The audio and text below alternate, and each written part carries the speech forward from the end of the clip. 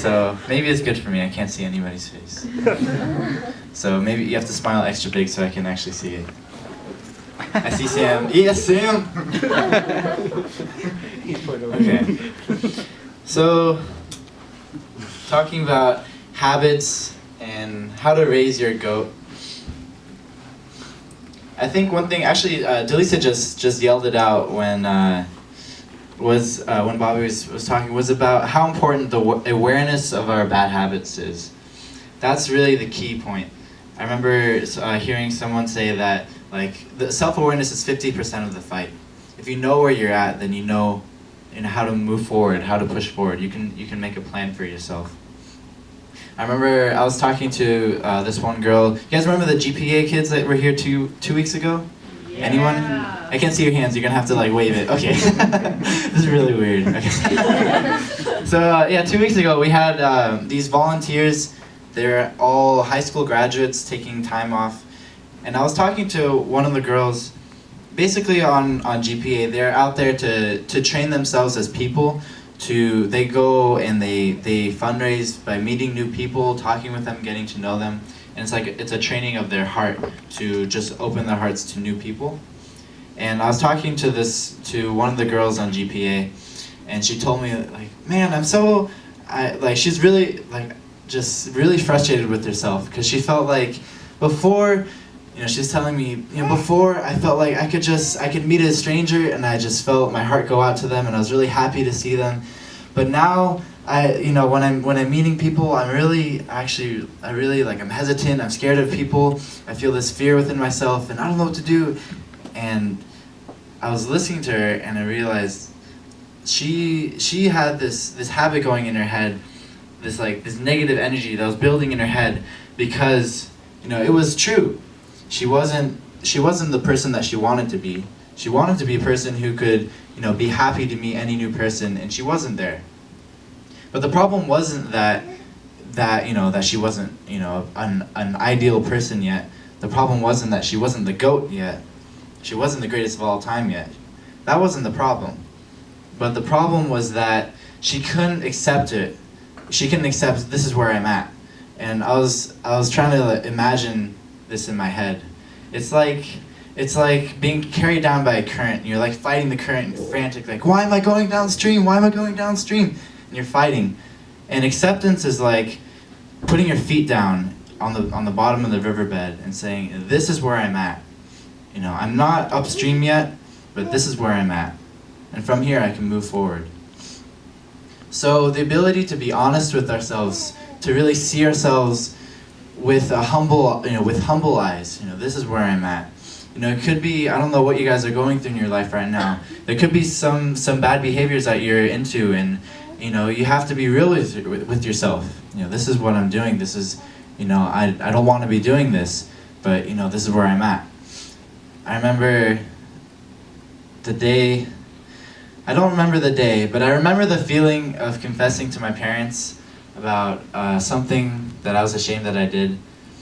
And honestly, it was so nerve-wracking to be honest to my parents, to tell them, I did something that I'm ashamed of. But when I told my parents, it was such a relief because I knew that it's okay to not be there.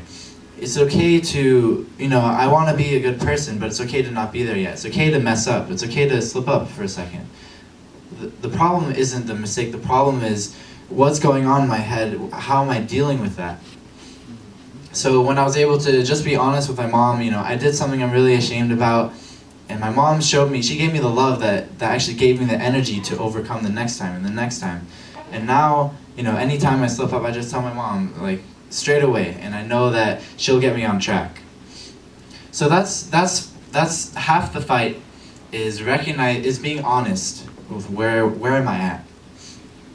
And the second half of it is to start developing good habits.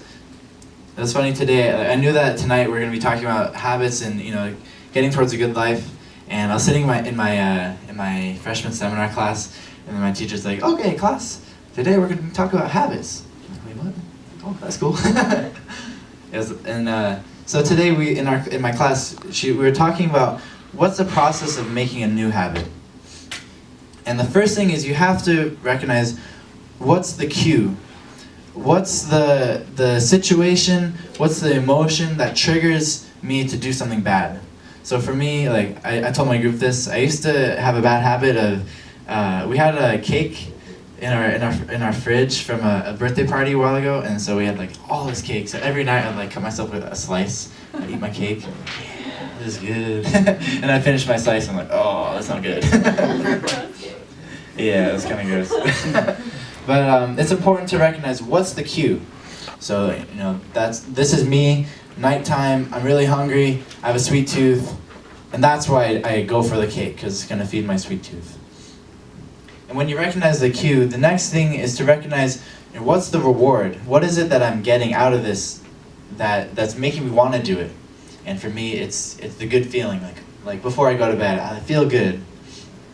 And in order to change a bad habit to a good habit, it's about finding a way to get that same reward from something else, from something that's not detrimental to you. So for me, instead of eating that cake and trying to feel good from that way before I go to bed, maybe actually Shame in our group, she shared something that was really cool. She said that before she would sleep, when she was younger, she would read a book. And by reading her book, it put her in a really good state of mind before she went to bed, and then she'd wake up feeling refreshed. And so for me, if I did that, I would get the same benefit as that slice of cake. You know, I'd go to bed in a good mood, happy, and at peace, and I'd wake up feeling better without all that sugar and nasty stuff in my body. So in order to change a habit, it's about recognizing what you're getting from that negative habit and finding a way to change your behavior and still get the same reward. And it's only through our habits that we can live a good life. So I have a couple quotes. I'll never forget this quote. You can read it? You're right. I can read it. My sophomore world history teacher, he'd always say this quote, and it's stuck in my head. I can recite it. There you go. I don't even need to read it. It's stuck in my head. This is by Aristotle. He said that, "You are what you repeatedly do. Excellence, therefore, is not an action, but a habit." He says that excellence is not something that you do, it's something that you become by every day what you choose to do.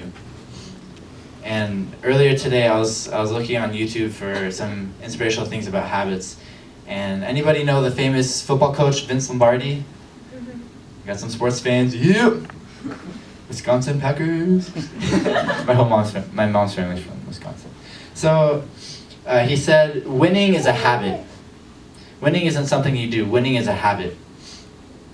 So who we are is every day, it's our life choices that shape who we are.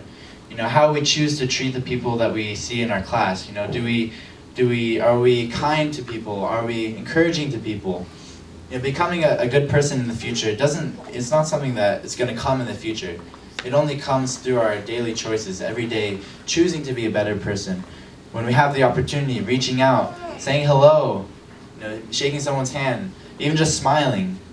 It's the small choices, small habits that we do every day will shape who we'll be in our future.